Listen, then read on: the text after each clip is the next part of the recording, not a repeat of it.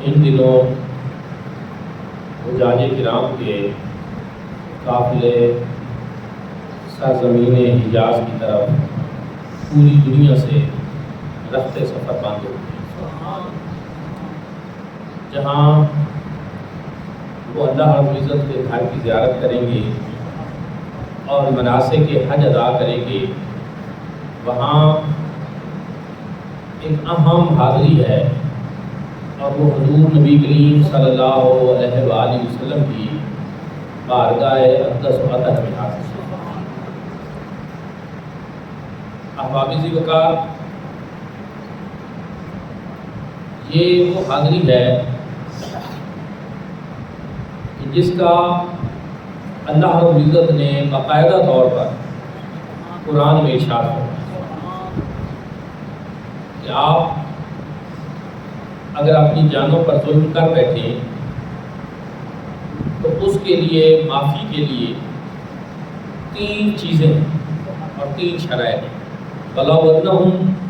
إِذْ ظَلَمُوا أَنفُسَهُمْ جَاءُوكَ، پہلی چیز یہ ہے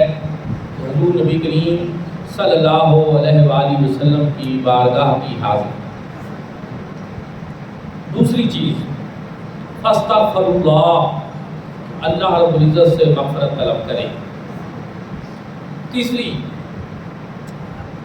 واستغفر لهم الرسول، اور میرا رسول بھی سفارش کرے، وہ بھی اپنے امتی کے لیے اللہ سے مغفرت طلب کرے۔ اب ان 3 چیزوں کے اوپر نتیجہ جو مترتب ہوگا وہ ہے لَوَجَدُ اللَّهَ تَوَّابًا رَحِيمًا، یقیناً رب تعالیٰ کو بہت زیادہ توبہ قبول کرنے والا اور بہت زیادہ رحم کرنے والا۔ بارگاہ مصطفیٰ کریم صلی اللہ علیہ وآلہ وسلم کی حاضری، اللہ سے مغفرت کی طلب، حضور نبی کریم صلی اللہ علیہ وسلم کی سفارش۔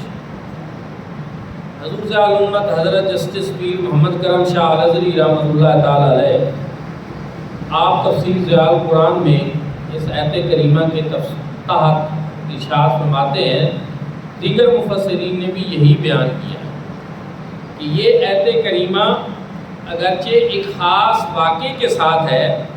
مگر اس کا حکم عام ہے، اور وہ حکم قیامت تک کے لیے عام ہے کہ حضور علیہ الصلوۃ والسلام کی ظہری حیات طیبہ میں بھی یہی حکم تھا کہ اگر کوئی گناہ کر بیٹھتا، اپنی جان پر ظلم کر بیٹھتا، حضور نبی کریم صلی اللہ علیہ وسلم کی بارگاہ میں حاضر ہوئے اور حضور علیہ الصلوۃ والسلام اس کے لیے اللہ سے مغفرت طلب کرتے اور اللہ رب العزت اس کی بخشش اور مغفرت۔ حضور علیہ الصلوۃ والسلام کے وصال فرمانے کے بعد بھی اب بھی اس کا حکم یہی ہے کہ حاضری دی جائے، قصد کیا جائے، حاضری کا نیت کی جائے، ارادہ کیا جائے، حاضر ہوا جائے اور پھر اللہ سے معافی مانگی جائے، اور حضور نبی کریم صلی اللہ علیہ وآلہ وسلم بھی بخشش اور مغفرت کی سفارش کر دیں تو اللہ رب العزت اس کی بخشش اور مغفرت۔ اس پہ صحابہ کرام رضوان اللہ تعالی علیہ مجمعین کے متعدد معمولات ہیں، بعد از وصال بھی حاضر ہوئے۔ تفسیر قرطبی میں روایت موجود ہے، حضرت مولا علی کرم اللہ وجہ فرماتے ہیں کہ حضور نبی کریم صلی اللہ علیہ وآلہ وسلم کا وصال ہو چکا، 3 دن گزر گئے۔ ایک شخص آیا اور اس نے پوچھا کہ حضور نبی کریم صلی اللہ علیہ وآلہ وسلم کہاں تشریف فرما؟ تو میں نے اس کو بتایا کہ وہ سامنے مزار اقدس میں تشریف فرما۔ وہ شخص گیا، ابھی